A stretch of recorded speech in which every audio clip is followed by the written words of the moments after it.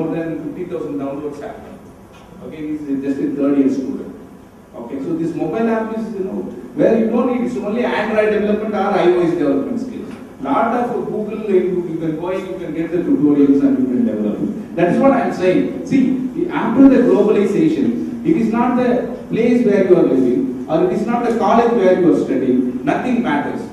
Okay, please understand. Whatever the facilities which are available to you, same thing which is available to a student in US, MIT. Massachusetts is suppose one of the best colleges in the software industry. They are publishing some of the contents in the website. MIT is course materials, some of them available in the internet. Okay, don't think that your options are limited. Okay, in the global world, it is unlimited. How you can uncover this potential? So that is where success in life remains. Okay, so you can do anything. Mobile app, no need of you have to join in a company. You can sit in your home, you can develop your mobile app, put it in the stores, you can arrange earning the money. No problem in it. Not even depending on any MNCs. Okay, so all these things is we have to have a focus and put your efforts. Definitely, you will be a success.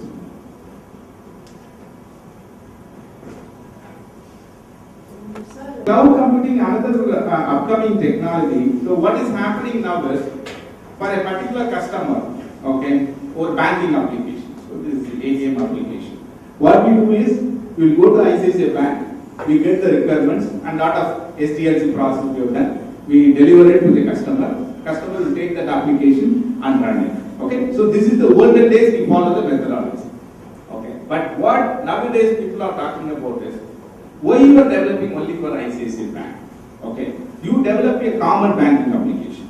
Okay, put it in a server, and it's not only ICICI Bank. You give the access to Lakshmi Vilas Bank, or you give the access to Karur Vysya Bank. Anywhere, you give the username and password. Okay, ICICI Bank, no need that they have to run the IT department or they have to run the procuring IT servers or nothing. Okay, you only have your terminal, okay, your hard disk in this. Nothing. You don't want any more thing. You don't want any servers. Right now, what happens? ICICI Bank is having one huge data center in Mumbai where all the servers are sitting.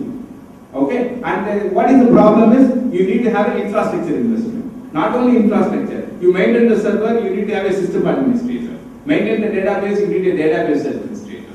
Maintain the system, you need one service company like Infosys, Wipro, anybody has to come and you have to sign an annual maintenance contract. It is a huge expense. So, IT department itself, a particular customer is spending more than 1 crore or 2 crores for a banking application. Now, what we are saying in cloud is, don't spend 1 crore. Okay?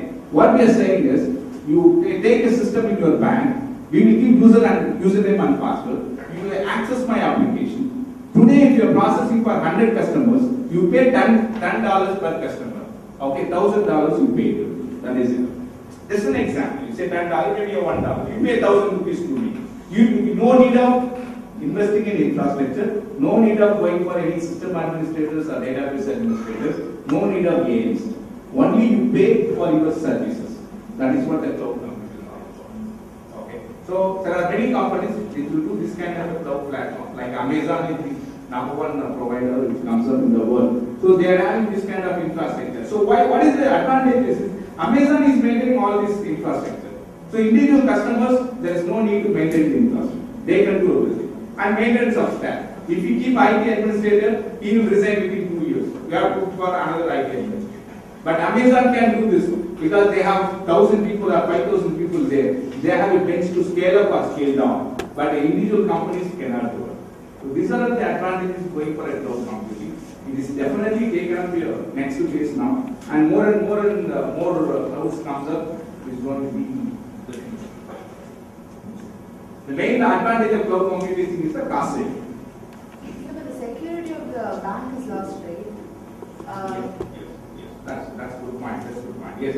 You need to take, when you take a decision about the cost saving, you need to see your security is important or your cost saving is important. Yes, because if you are saving your data in my premises, always there is a problem. But we can enforce the security in place. See, there are, even for like CMMI, for security there is a BS 7790. That's the security standards are available, IT security. And you can always ask me whether I implemented all the securities.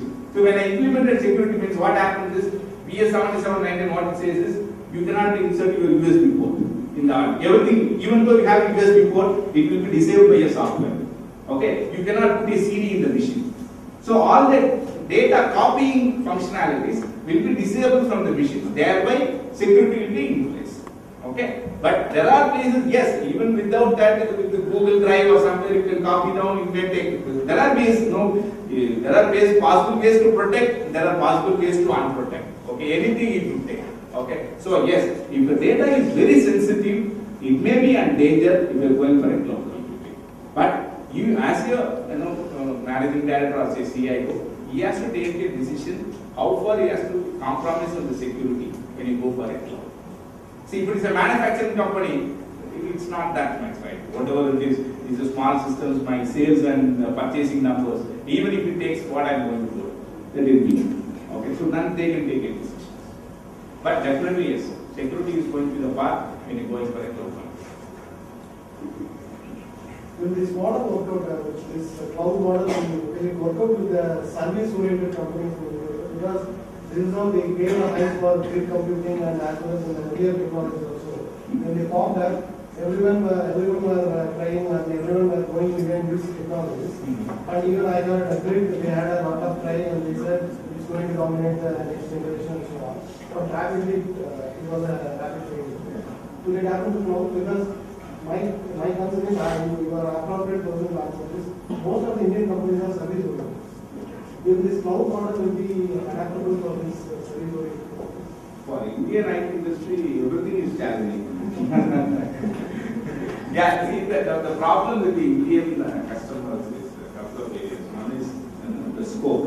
What I told you, we are the document. What is the document we sign up with? At the end of the day, they will say that no, I am not given. I think it is somebody has given. I have not signed at all. So this is where doing IT. So even my company, we have taken a strategic decision not to do projects in India. Okay, because with the size of ours is 300 people here at the organization in India. Okay, the size of TCS or Infosys, they can do projects in India because what they do is they will take freshers from colleges and they put into Indian projects, train very well, and then they will send to the US. So they use these Indian projects as a platform for learning and training all that. But small companies cannot afford it. Okay. Yes, many processes are not following properly here in the IIT. Even if you say if you want to implement SAP or Oracle apps, there also. What it suggests is suggesting a universal manufacturing process, or universally following accepted practice. But here, everywhere there is a deviation. Every process there is a deviation. Even the companies like TVS, which is having the deviations from the standard accepted practice. So, doing an IT system in the Indian business process is always a complex and very challenging one. If you complete one project in India successfully for the customer, you can do many projects in US. Most of our students doing the projects in 5 years. Yes. But none of them doing in the industry. Actually, the good fact they are not doing properly the projects. So what type of background you will expect from our students when they are approaching the internship?